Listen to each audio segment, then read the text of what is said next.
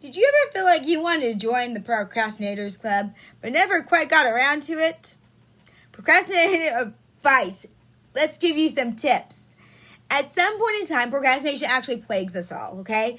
Some more than others, but everyone at some point gets a bite from the bug, right? We've all heard the quote, why put off till tomorrow what you can do today? For some of us, this is the only motivation we need.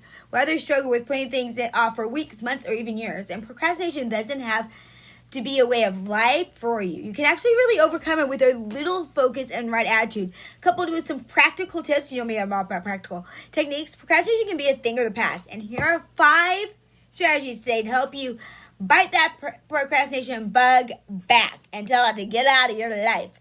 So if you remember quick, my name is Jim Plaggy, holistic empowerment coach. I'm taking you from places stuck to authentic thriving through personal training, group fitness, life coaching, and nutritional coaching, and educational stuff like this. Like, subscribe, follow. And let's get into these 5 because I know they're going to be powerful for you.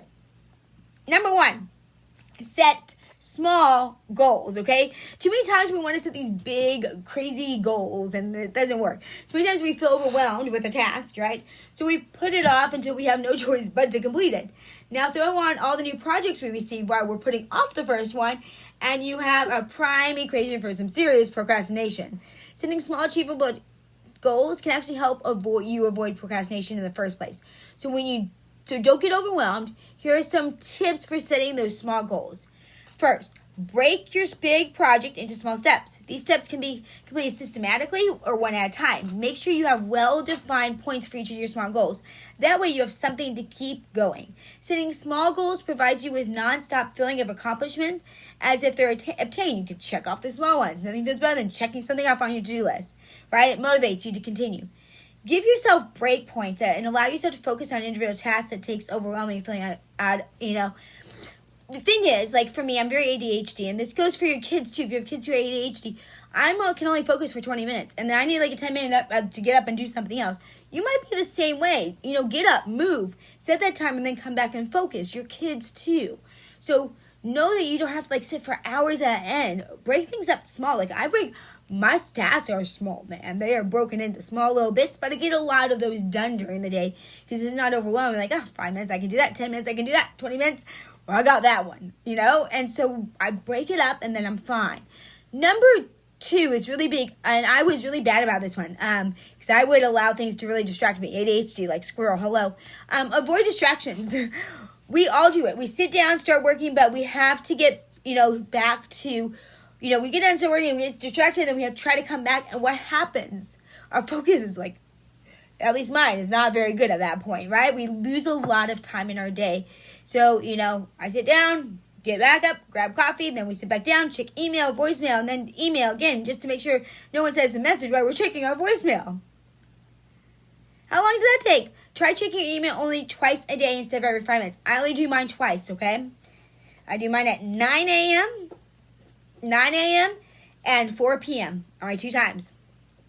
So, get everything. So, we have to have time to focus, okay?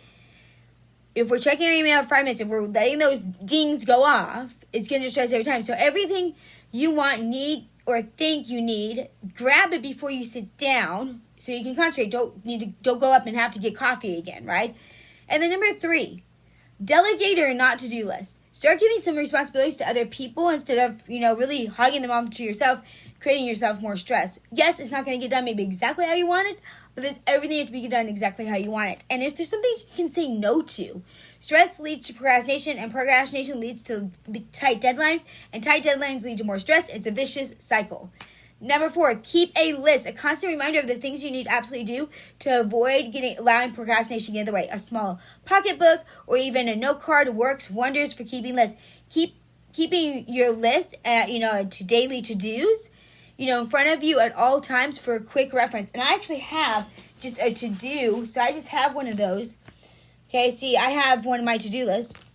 Okay, it's just like that. And then I have it broken into sections, like high priority, and then I have my medium priority, and then I have my low, and then I have back here my not to-do list. And so I have mine broken up just like that, and it does wonders because it's all in one place. I don't have sticky notes everywhere. And then what I do from there is I take it and I put it in my daily planner. So then I'll know what I need to do, and I have it written out on my daily planner for what I need to do and get done that day. And so I always try to aim for like 3 big things in a day, and then a few small tasks. So like, what are the biggest 3 things that are going to happen that's going to push my needle forward the most? And then I have my smaller ones, and then I break those ones into different ones. And, I have my schedule. And so really focus on that. Like, get yourself organized. It's so important. So keeping, those to-do lists are so important. You can even, post it in front of you if you need to. Include a small goals on your list. If you're working towards something, include your small goals on your list. I write out my goals every single day. So get started early each day, completing those small, easy ones. Doesn't it feel great to scratch something as you completed it? So before you know it, the whole list will be marked off. And I say one of 2 things. It depends on your personality type here, okay? For some people, I say complete the biggest thing first, the one that you really want to put off. So eat that frog type of thing. What's the one thing you really don't want to do, and do that first, because then it's done and it's over with. But some people will procrastinate because that's overwhelming. And for those people, if you're one of those people who's going to procrastinate because you don't even can't fathom doing like something like that in the morning, then find the easiest thing to do. What's something so easy? What's the best, easiest, with the one task you're looking forward to the most, whatever it is, and do that, because once you check something off, you know what you're going to want to do? Check something else off, okay? It's going to become empowering for you. And then number 5, turn it off. I said turn it off. When you're done for the day, shut down everything work-related. And I'm not very good at this since I live alone. Don't take it home. Or if you're home, turn it off. Turn your brain off at the end of your workday. By giving your brain a break, you can help overexhaustion and keep your mind fresh for the next day. And this is key with kids. That's why I'm not a fan of homework, because they need to refresh their minds. Spend some time doing things you love. Recharge your batteries for the next day. Pick 2 or 3 of these techniques and try them out for a few weeks. Studies have shown, it takes at least 21 days to form a habit. And especially if you want to be procrastination, it's probably going to take a little bit longer. But you can do it. You just said make productivity your new norm. So when you've made the habit of one of these strategies, then pick out another one before you know you'll be a very productive person. And so I'm not asking you, don't do all of these. Choose 1 or 2, do that. And once that becomes a habit, that becomes normal, then guess what? Then you pick something else. And so when I'm changing my life, when I'm changing a certain thing in my life, or when I'm up coaching somebody, I never change everything all at once. I say, okay, what's one little tweak I can make? And then once I feel like I have that done, then I add to it just another tweak. So even if it's getting up to start walking, say you want to start walking 30 minutes in the morning, great. How about if you just start getting up when rather than hitting the snooze as the first thing, and then you get up 5 minutes early, then you get up 10 minutes early, right? You build, and that's how we create sustainable, doable, realistic, right? I don't change my entire diet all at once. Maybe I say, okay, this week at lunch, I'm going to trade out one, thing that's not as healthy for me with something that's healthier, that's energizing my body.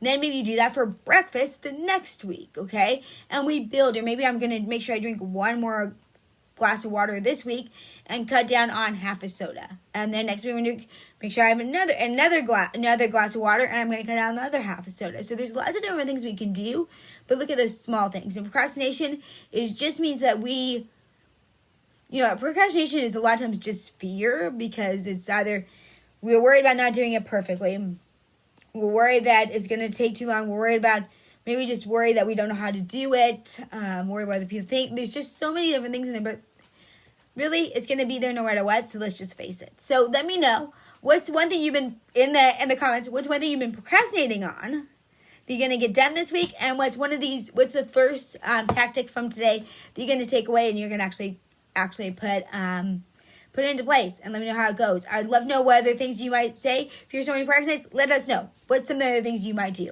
All right, tribe. Don't forget to like, subscribe, follow. Be brave, be kind, live authentically, and always try to remember you are just one habit away. Maybe the habit is stopping procrastination.